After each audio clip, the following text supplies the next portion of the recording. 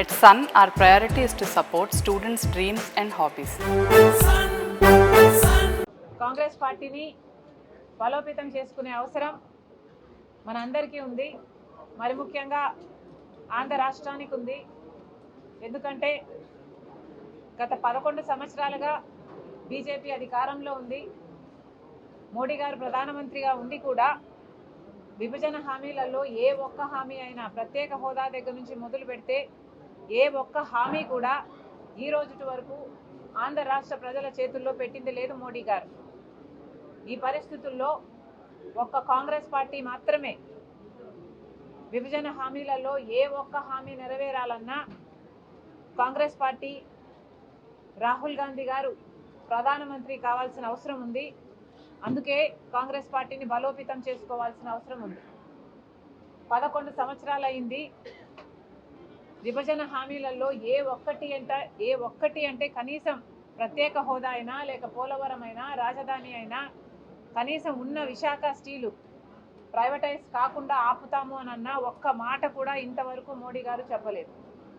ఈ రోజు వరకు కూడా మోడీ గారు ప్రధానమంత్రిగా ఉన్నారు అంటే ఈరోజు ఆంధ్ర రాష్ట్ర ప్రజలు ఓట్లు వేస్తే ఆ బలం చంద్రబాబు గారు తీసుకెళ్ళి మోడీ గారికి ఇస్తే ఈరోజు మోడీ గారు ప్రధానమంత్రి కుర్చీలో కూర్చుని ఉన్నారు.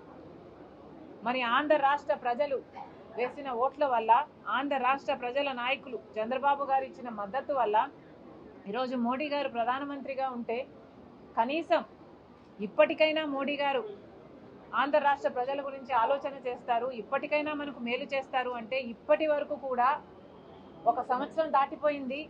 ఇప్పటి వరకు కూడా మోడీ గారు ఎటువంటి అష్యూరెన్స్లు ఇవ్వలేదు. మొన్న వచ్చారు, యోగా చేసి వెళ్ళిపోయారు. యోగా మీద ఉన్న శ్రద్ధ ఆంధ్ర రాష్ట్ర ప్రజల మీద లేకపోయింది మోడీ గారికి. ప్రత్యేక హోదా ఇస్తామని చెప్పలేదు. కనీసం పోలవరం ప్రాజెక్టు 45 మీటర్ల నీటి నిల్వతో మేము కడతాము, పూర్తి చేస్తాము, పూర్తి బాధ్యత మాది అని చెప్పలేదు. పార్లమెంటులో సైతం 41 మీటర్లకే పోలవరం ప్రాజెక్టు కట్టాలి అన్నట్టు నిధులు మంజూరు చేస్తున్నారు.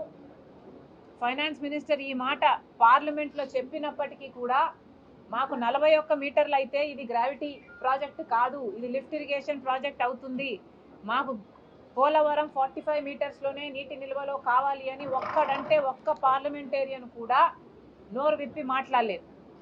వైసీపీ ఎంపీలు ఉన్నారు, టీడీపీ ఎంపీలు ఉన్నారు, జనసేన ఎంపీలు ఉన్నారు, బీజేపీ ఎంపీలు ఉన్నారు. ఆంధ్ర రాష్ట్రానికి చెందిన ఇంతమంది ఎంపీలు లోక్సభలో, రాజ్యసభలో ఒక్కడు కూడా నోరు విప్పి మాకు పోలవరం ప్రాజెక్టు గ్రావిటీ బేస్డ్ ప్రాజెక్టుగా యథావిధిగా 45 మీటర్ల నీటి నిల్వతోనే కట్టాలి అని ఒక్క మగాడు మాట్లాడలేదు.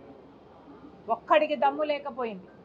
ఈ రోజు వరకు కూడా పోలవరం ప్రాజెక్టు నిజంగానే ఒక బ్యారేజ్గా మిగిల్చే ప్రయత్నం చేస్తున్నారు. కేవలం 83,000 కుటుంబాలకి R&R మిగిల్చుకోవడానికే ఈ కుట్రలు జరుగుతున్నాయి. పోలవరం ప్రాజెక్టు ఎలాగో మోసం చేస్తున్నారు. రాజధానికైనా ఏమైనా చేస్తున్నారా అంటే రాజధాని కట్టాలి, పూర్తి బాధ్యత కేంద్రానిది అని చెప్పి మనకు విభజన హామీ అయితే న్యూఢిల్లీని తలపించే రాజధాని కడతామని చెప్తే ఈరోజు కనీసం రాజధానికి నిధులు ఇవ్వకుండా అప్పులు ఇస్తున్నారు. ఎవరు అడిగారు వీళ్ళని అప్పులు? ఈ అప్పులన్నీ మన మీద, మన బిడ్డల మీద భారం పడుతుంది తెలిసి కూడా చంద్రబాబు గారు ఏమీ మాట్లాడటం లేదు. ఇక విశాఖ ప్రైవేటైజేషన్ అయితే ఈ రోజు వరకు కూడా వాళ్ళ మెడి మీద కత్తి పెట్టినట్టుగా వాళ్ళు బతుకుతున్నారు. గత నెలలో కూడా 5,000 మంది ఉద్యోగాలను పీకేశారు. ఒక్కరు కూడా పట్టించుకోవటం లేదు మన రాష్ట్రంలో. ఉన్న నాయకులంతా, ప్రతిపక్షమైనా అధికార పక్షమైనా, వైసీపీ జగన్మోహన్ రెడ్డి గారైనా, తెలుగుదేశం చంద్రబాబు గారైనా, జనసేన అయినా, వీళ్ళందరూ కూడా అందరూ మోడీకి తొత్తుల్లా మారారు. అందరూ మోడీతో పొత్తులు పెట్టుకున్న వాళ్ళే. జగన్మోహన్ రెడ్డి గారేమో అక్రమ పొత్తు పెట్టుకున్నారు, ఇక చంద్రబాబు గారైతే కూటమే కట్టేశారు. మరి ఇలాంటి పరిస్థితుల్లో ఆంధ్ర రాష్ట్రానికి మేలు ఎలా జరుగుతుంది?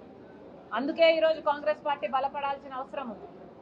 కాంగ్రెస్ పార్టీ బలపడాలి, కాంగ్రెస్ పార్టీ అధికారంలోకి రావాలి. రాహుల్ గాంధీ ప్రధానమంత్రి అయితేనే ఆంధ్ర రాష్ట్ర ప్రజలకు మేలు జరుగుతుంది. విభజన హామీలలో అన్ని హామీలు నెరవేరుతాయి.